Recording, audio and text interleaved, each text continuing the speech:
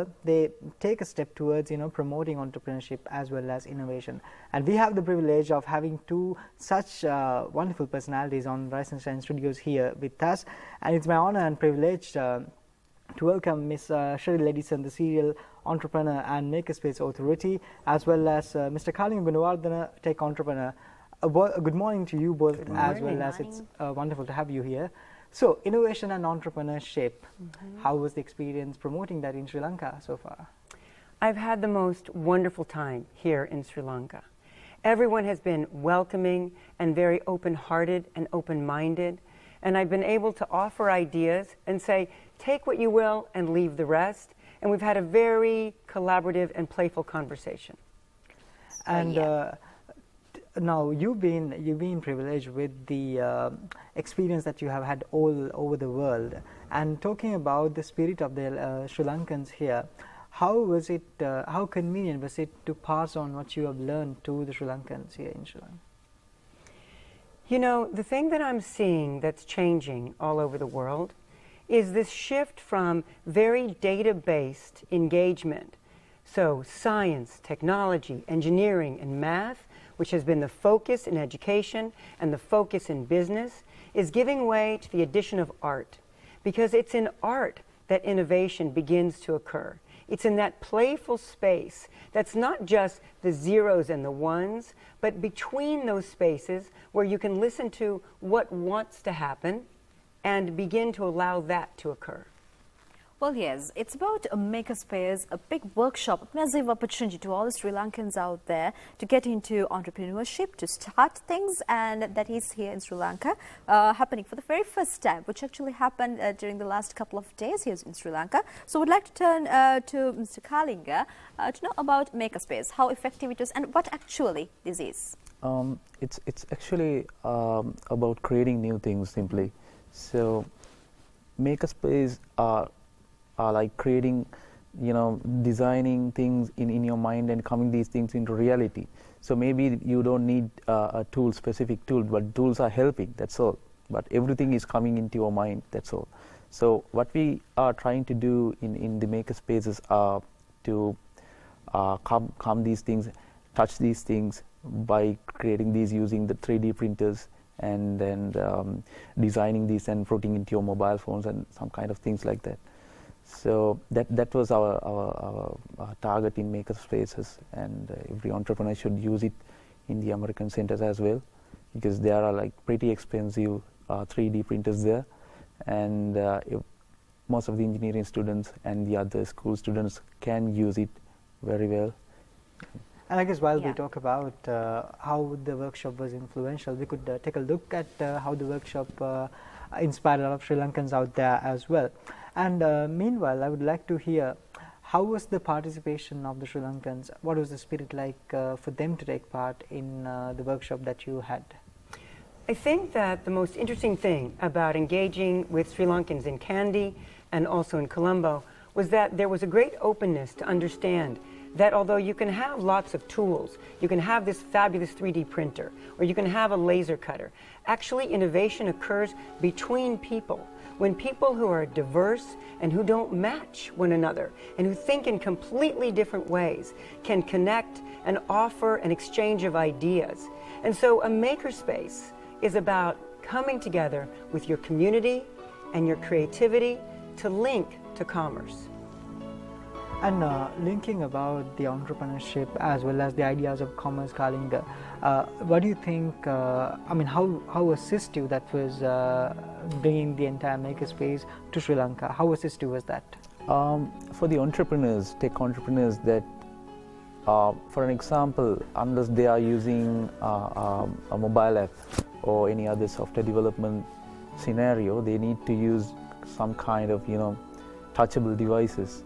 So how we can achieve that, how to make the prototypes. For an example, now the IoT, Internet of Things, are booming. So how we can achieve these things by integrating these things in a makerspace, collaborating with ideas and collaborating with people and brainstorming in a single space. That's what we are looking for in some kind of a makerspace. So even any student can come there Any engineering student can come there. Any normal person can come there and give the idea, and we can have a discussion with them to give a better idea about the business process, how it works, how we are modeling a go-to-market strategy. That's kind of things that we can use. Well, yes, we did see the Ambassador of America has also visited this particular workshop. And how was the response? It has been a great honor to Sri Lankans when it comes to getting inauguration ceremony such as that. How was the response? And just speak a few words about it. I really loved seeing the way representatives, so here we see the gentleman from ICTA, who leads ICTA. He was very open to the ideas. He gave some beautiful remarks. The ambassador made some very inspiring comments, and we all came together with our ideas and combined them at this event. And so that was really indicative of what can happen in a makerspace. It's an exchange of ideas where good things then occur as a result of each person offering what they have and their perspective.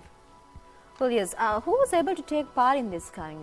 Was it the normal youth? How could one take part in Makerspace workshop? People just show up. Yeah, they just show up because there will be an instructor who's doing these sessions. Anybody can who's interested, they can join with the Amercan Centers and participate for these events. So if somebody is interested, they can probably contact the Amercan Center? Yeah. Yes, contact the Amercan Center. But to remember that, the most important thing, it can be someone who is 80 years old with white hair or 8 years old and is just beginning to play. It's the big combination between all of the generations and the different points of view, men, women, children, who come together to feel free to just show up and present yourself and say, I'm an entrepreneur. I want to bring my ideas into reality. Talking of which, it kind of leads me to this question. Now, there can be a person with a good idea, but he might not have the technical expertise to bring out that idea. Yeah. How would this be addressed if a person joins you? Right. So one of the great things about very successful companies is that each person does the thing they're best at. So there's a CEO who's good at leading. There's a CTO who's great with technology. There's a CMO who's good at marketing. They can overlap with what they do, but they hold their roles so that then they can potentialize what wants to happen next. So someone can come with an idea for a product and not need to know how to build it. And there they can find someone who could build it. So one of the core concepts of building innovation is to not need to be one person by themselves, but to have the ability to create a team and then collaborate. Well, Cheryl, Makerspace is one of your brainchilds. So just tell us how it brought into the world, and how was it during those days and how is it now? Right. So, the concept of a makerspace began back in the days of Hewlett-Packard, when Hewlett, this guy, and Packard, another guy, were at the university. They had an idea for a product. They didn't know exactly how or where they wanted to make it, and took a garage, the first garage development, and began building this product. They were then supported by a professor and fed by a first purchase from the US government. So it's this combination of oftentimes government purchase, the university for thinking and emotional support, because it's challenging to be an entrepreneur, and then good ideas inside a space. Because without a space, it's really difficult to bring your ideas into reality. We're human. We share a cup of tea. We have relationships, and that's how businesses are born. And in fact, that's how Silicon Valley was born, where there's a lot of companies that come into the tech reality. Makerspace is the next generation of building things in your garage.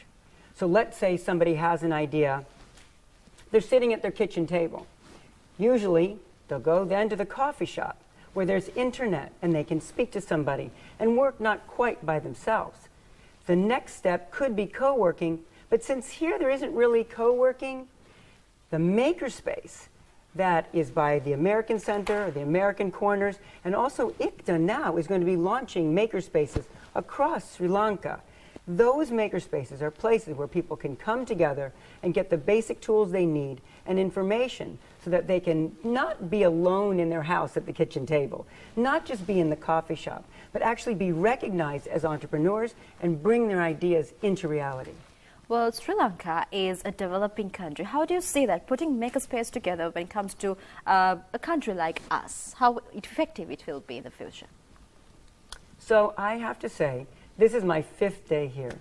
I don't know anything about Sri Lanka. I'm learning. I'm beginning to learn.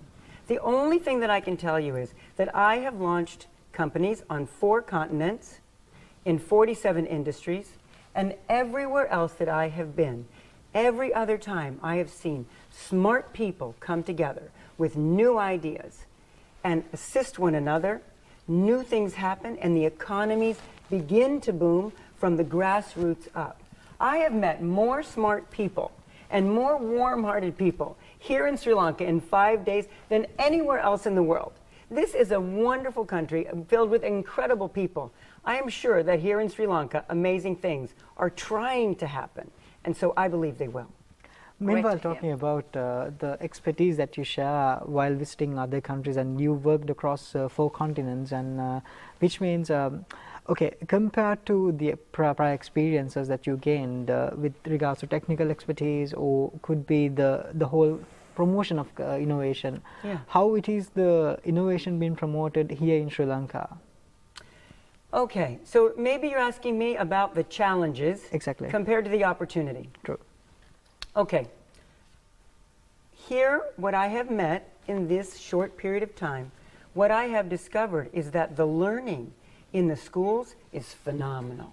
The amount of data, the amount of information that people gain in schools is extraordinary. The thing that I see that I believe will happen next is that I'm missing this feeling of play. I'm missing this feeling of, hey, now that you have this information, what would be fun to do with it? What is a challenge in your life that you could use this information to then solve?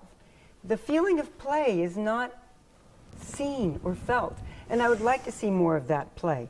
And that's what I see in my discussions with the NIE and with ICTA about bringing forth not just this, wow, how much information, but also, what can I do with this information? That's what I think is happening next here in Sri Lanka. STEM and STEAM, it happens to be one of your concepts. We'd like to know about it. Well, so I can't really claim the concept, but I can say that I really believe it is what's happening. STEM is the basic information: science, technology, engineering, math. This is the data that forms the foundation of what can happen. A is art, and with the art comes all the possibilities of innovation.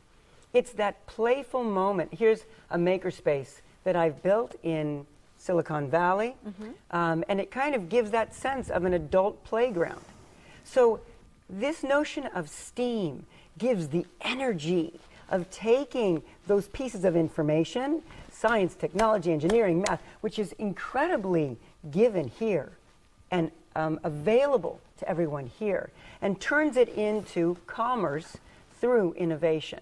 And that's what I believe wants to happen next here in Sri Lanka. And you did mention the fact that you had discussions with the ECTA, and you did discuss with a lot of entrepreneurs, women entrepreneurs. Yeah. Yes. You see a lot of ideas, but we need infrastructure to accompany those ideas. So what do you think she should be the way forward for Sri Lanka when it comes to the infrastructural development for innovation and entrepreneurship? Okay. So again, I can tell you what I've seen in this short time. And so I'm giving you, based on what I've seen, I could be wrong. You know better. I'll tell you my perspective. So first of all, I met with teachers and leaders of the NIE. They want the people in the classes to use the information and not just eat it and then push it back out. Because of that, that opening in the education system is the #1 most important thing for the next generation. In the meantime, the structure is also coming from ICTA, which is beautiful because ICTA is moving this notion from innovation hubs to makerspaces where people can come together and they can exchange ideas and exchange not just this foundational data, but also exchange the how-to and begin to mentor one another. Because the way that companies are born is through filling in the gaps between what you know and what I know, what you want to do and what he thinks may be possible. And so those makerspaces create the structure for that to occur, for you to mentor me and me to mentor him and him to mentor her, because it cannot be one to many anymore. It must be many to many. That's the concept of entrepreneurship, and that's the core concept of a makerspace. Meanwhile, Kalinga, one more question. Now we do have the privilege of having her expertise here. So just in brief, what is the message to all the entrepreneurs there? How they can come and combine with all the efforts that you've done? The thing is, when it comes to the entrepreneurs, especially in the tech entrepreneurs, they are a bit different. They just need a computer mainly and a proper internet connection. That's all. They don't need a large office spaces. They don't need a bank loan. Nothing. So, what I see is we have a lot of good engineers. They are like really brilliant engineers. What we lack is we don't have the marketing expertise. We don't have the branding expertise. How to market these things. When it comes to the Sri Lanka, we can create a number of brilliant apps, but some of them are dying because we are not approaching the proper markets. What we can do is, she is actually a branding and marketing specialist. We had a good chat on how to market these things, how to brand these things. So the makerspaces will help for the people to develop and bring these ideas into reality while we are having a market strategy. So that is where she comes into the show.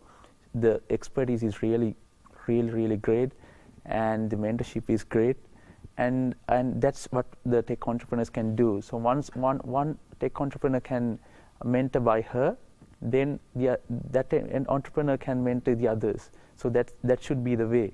So that's it. Thank you, Kalinga. And though you need to have a wider discussion, we can't do it.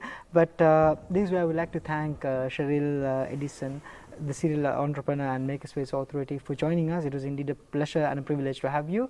And indeed, Kalinga, thank you for joining us as well. And this is where we'd like to say goodbye to all our viewers. But before that, Cheryl, talking about the entrepreneurship, it was indeed a privilege to have you, like I mentioned. And then Makerspace Authority as well as Kalinga Gunawardhana who joined here. Thank you very much for joining, and it was indeed a pleasure have with us. Well, yes, we are winding up the guest session for the moment, and we'll be having some music and some more from Rise and Shine's Midweek edition. Thanking them once again. Stay tuned.